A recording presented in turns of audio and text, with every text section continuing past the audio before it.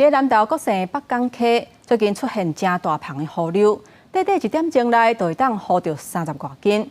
学者讲，这种河流大部分拢是人工饲的，若是乌白放生，恐惊会破坏生态。官府嘛讲会做调查，若违者上当会罚10万块。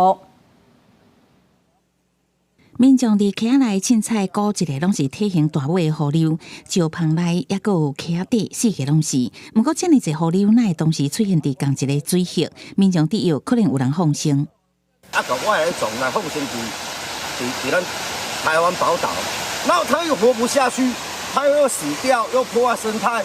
啊，如果它活着，又挤压到原生种的栖息地。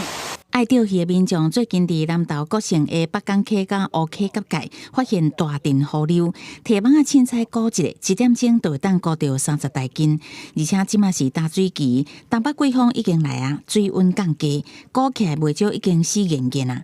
学者是讲，即种是属有真结块的河石河流，虽然大部分拢是饲的，不过原来有可能帮助寄生虫受惠。它养殖的这个过程啊，往往会有寄生虫。